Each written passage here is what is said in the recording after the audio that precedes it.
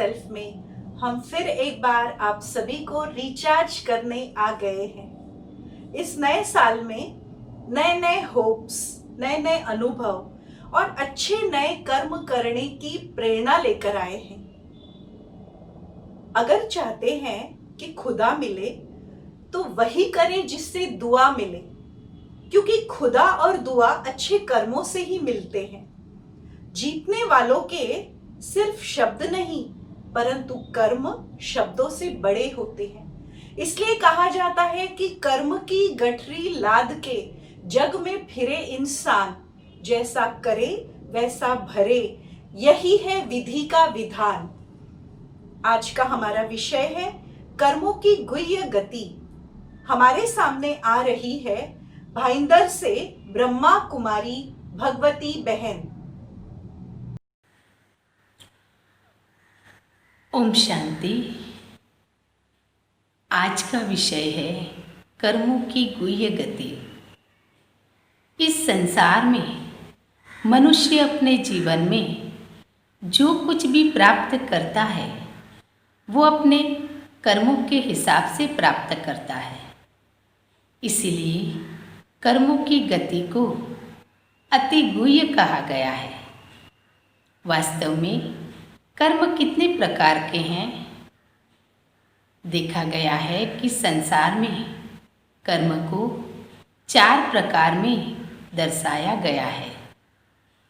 सर्वप्रथम कर्म है श्रेष्ठ कर्म। दूसरे प्रकार के कर्म है अकर्म। तीसरे प्रकार के कर्म है वो है पुण्य कर्म। और चौथे प्रकार के कर्म है विकर्म। अब हमें इस कर्म को समझते हुए श्रेष्ठ कर्म माना एक बीज बोने का कर्म। जैसे एक किसान खेती में बीज बोता है, बीज बोना भी कर्म है। उस बीज की परवरिश करता है, पौधा निकलता है, उस पौधे को भी परवरिश करता है, वृक्ष बनता है। वृक्ष के ऊपर एक फल लगता है, उसे तोड़कर वो खाता है, ये भी एक कर्म है। बीज बोना भी कर्म है, फल तोड़कर खाना भी कर्म है, और दोनों एक ही व्यक्ति करता है। लेकिन दोनों कर्मों में कोई अंतर है, बहुत बड़ा अंतर है। बीज बोने का कर्म श्रेष्ठ कर्म है, क्योंकि एक बीज से उसे 100 फल की प्राप्ति होती है, वो भी हर सीजन में। लेकिन फल तोड़कर खाना उसे कहा जाता है अकर्म, यानी उस कर्म का दूसरा फल नहीं मिलता है। बीज बोने वाला कर्म फल देता है, इसलिए उसे श्रेष्ठ कर्म कहा जाता है। लेकिन फल तोड़कर खाया, समाप्त हो गया, संतुष्टि मिली और पूरा हो गया। तो एक कर्म का प्रारंभ जो श्रेष्ठ है और एक कर्म का फल समाप्त हो गया, वहाँ पर वो कर्म पूरा हो जाता है, यानी उस कर्म का दूसरा फल प्राप्त नहीं होता है। इसीलिए उसे अकर्म कहा जाता है। तीसरे प्रकार के कर्म है वो है पुण्य कर्म। जैसे मनुष्य दान करता है और उसे पुण्य मिला थोड़ा बहुत, लेकिन एक बीज बोने का कर्म उसे 100 फल देता है, इतनी पावर वाला नहीं है। पुण्य कर्म माना कुछ दिया, बदले में कुछ प्राप्त हुआ, ये है पुण्य कर्म।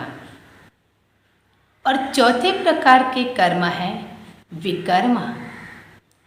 यानी विकृत कर्म या विकारों के वशीभूत होकर के किए हुए कर्म जो बुरे कर्म हैं, ये पाप कर्म के खाते में जाते हैं, जिसमें कहे कि बहुत उधारी कर्जदार इंसान बन जाता है।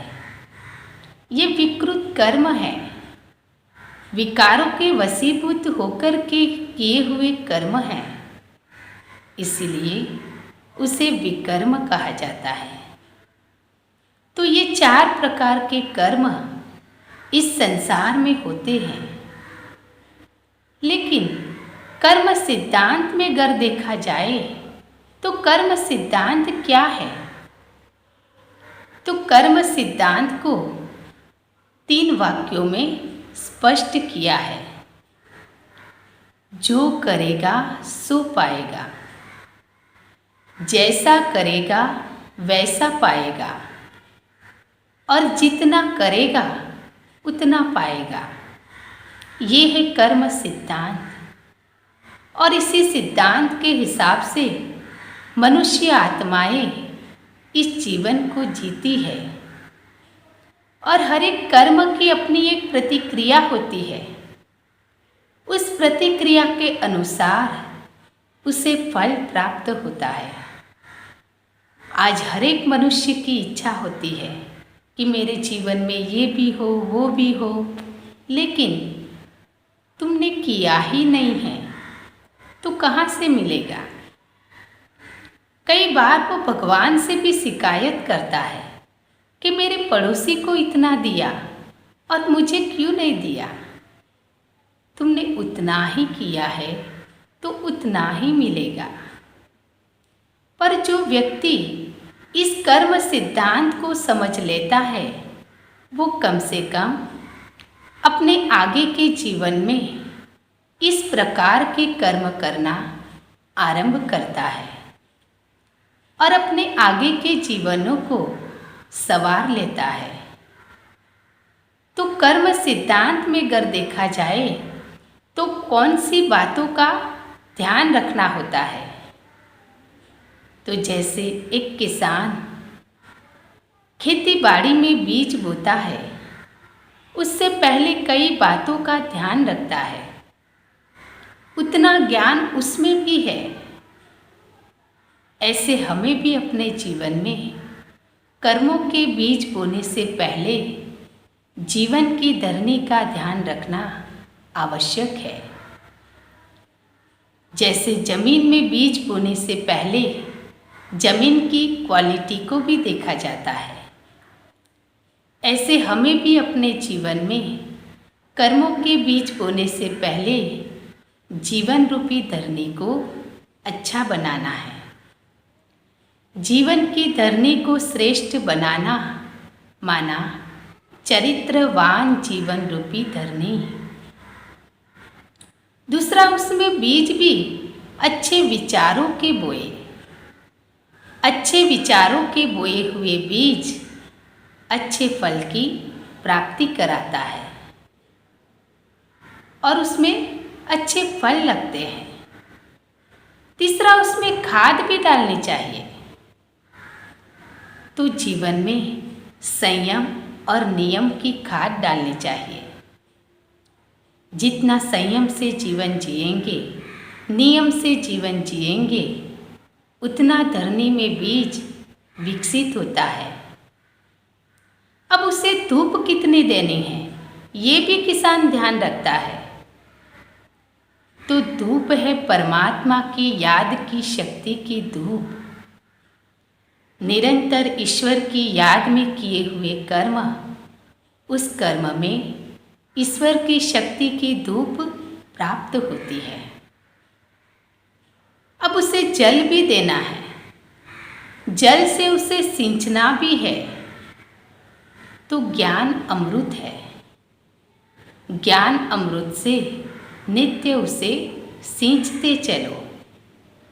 जितना ज्ञान अमृत सुनते जाएंगे, प्राप्त करते जाएंगे, वह सत्संग के माध्यम से हम अपने जीवन की वृत्तियों को जितना स्वच्छ करते जाएंगे उतना ये अमृत हमारे कर्मों को बहुत सुंदर स्वरूप देने के लिए तत्पर होता है।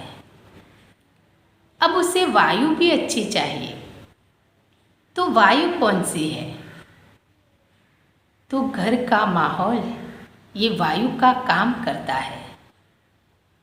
घर में अच्छे संस्कारों का वायु हो, घर का अच्छा वातावरण हो, तो बच्चों में भी अच्छे संस्कार बनते हैं और वो जीवन में बहुत सुंदर रीति से आगे बढ़ते हैं और अच्छे फल लगते हैं। तो घर में अच्छे संस्कारों का माहौल वायु का काम करता है। अब फल लगने के बाद किसान उसकी चिड़ियाओं से रक्षा भी करता है, कोई कीड़ा न लग जाए उसका भी वो ध्यान रखता है। ऐसे हमें भी अपने जीवन में अच्छे फल की प्राप्ति होते ही ये दो बातों का ध्यान अवश्य रखना है, कोई कीड़ा न लग जाए और दूसरा कोई चिड़िया आकर उसे खा न जाए। तो जीवन में कौन सा कीड़ा नहीं लगना चाहिए? अहंकार का कीड़ा। कई बार मनुष्य को अपने अच्छे कर्मों का भी अहंकार होता है, ये है कीड़ा लगना। और उस अहंकार में आकर के कई बार वो दूसरों के साथ गलत व्यवहार करना चालू करता है। तो अहंकार का कीड़ा नहीं लगना चाहिए। अब कोई चिड़िया आकर उसे खा न जाए, तो कौन सी चिड़िया? तो संग का रंग नहीं लगना चाहिए। अक्सर मनुष्य जीवन में अच्छी प्राप्ति होते ही कई बुरी संगत वाले भी आ जाते हैं और उस संगत में फंसकर वो अपनी की हुई कमाई को व्यर्थ उड़ाना चालू करता है। ये है चिड़िया ने खराब कर दिया, यानी संग दोष लग जाता है। तो उस संग दोष से भी अपने आप को बचाना है। तो ना अहंकार का कीड़ा लगे और ना ही संग दोष की चिड़िया आकर उसे खराब कर दे, तब जाकर के हम अपने जीवन में प्रसन्नता और संतुष्टता के फल का अनुभव कर सकते हैं और वो जीवन कितना अच्छा होता है। लेकिन कई लोग कहते हैं कि इतना सारा ध्यान कैसे रखें? तो अगर मैं सिंपल टेक्निक में बताऊं तो हर कर्म परमात्मा स्मृति में रहकर आत्मिक स्वरूप में स्थित होकर के करना है। परमात्मा की याद में किए हुए कर्म स्वतः अपने आप अच्छे हो जाते हैं। तो ये है कर्मों की गुह्य गति। इस गुह्य गति से हमें अपने जीवन को सींचना है। अब मुझे एक कहानी याद आती है कि एक जंगल में बहुत सारे जानवर रहते थे। उस जंगल में एक बहुत सुंदर हिरन भी रहता था। उस हिरन को पकड़ने के लिए एक शिकारी रोज उसका पीछा किया करता था, लेकिन वो हिरन को नहीं पकड़ पाता। एक दिन शिकारी ने सोचा कि आज तो हिरन को पकड़ना ही है। उसने जैसे ही हिरन को दूर से आते देखा, चारों तरफ पहरा लगा दिया। एक तरफ जाल बिछा दी, एक तरफ आग लगा दी, एक तरफ शिकारी कुत्ते को खड़ा किया और एक तरफ खुद निशाना लगाकर खड़ा हो गया। अब हिरन को कहीं से भी जाने का रास्ता नहीं बचा। हिरन को लगा आज तो शिकारी मुझे मार ही डालेगा। और जैसे ही शिकारी हिरन को तीर मारने जाता है, उसी वक्त उसके पैरों के नीचे एक सांप दब जाता है और वो सांप उसे काट लेता है। सांप काटने के कारण शिकारी का निशाना हिल जाता है और तीर जाके सीधा शिकारी कुत्ते को लगता है और शिकारी कुत्ता मर जाता है। इधर सांप काटने की वजह से शिकारी की भी मृत्यु हो जाती है और हिरन को रास्ता मिल जाता है। वो खुश होकर अपने घर जाने लगता है। तो इस कहानी से मैं यही कहूँगी कि हमारे अच्छे कर्म कैसी भी विपरीत परिस्थिति में हमारे सामने ढाल बनकर खड़े हो जाते हैं और उस विपरीत परिस्थिति से हमें बचा लेते हैं। तो हमें भी अपने जीवन में श्रेष्ठ कर्म करने हैं और जीवन को बहुत सुंदर बनाना है। ओम शांति। भगवती बहन का बहुत बहुत शुक्रिया। बहन ने हमें 4 प्रकार के कर्म बताए। ये बताया कि ज्ञान अमृत और सत्संग हमारे कर्मों को सुंदर स्वरूप देते हैं। कर्म हमारी ढाल बनकर हमारी रक्षा भी करते हैं। कर्म हमारे व्यक्तित्व को दर्शाते हैं और इसीलिए कहा जाता है कि कर्म ही हमारा परिचय है। इसी से होता पाप पुण्य का संचय है। कर्म ही हमारे जीवन का महत्वपूर्ण विषय है। कर्म ही हमारे जीवन की परीक्षा है। कर्म ही हमारा वजूद है। इसी से हमारी पहचान है। कर्म से हमारे जीवन की आन बान और शान है और इसी से बनता इंसान महान है। आज भले प्रत्यक्ष रूप में हमें कर्म का फल दिखाई न भी देता हो, परंतु शुभ कर्म कभी व्यर्थ नहीं जाते। जी हाँ, यही हमारा कल का विषय है। इसको हम कल गहराई से समझेंगे। तो जुड़े रहिएगा रिचार्ज योरसेल्फ में। ओम शांति।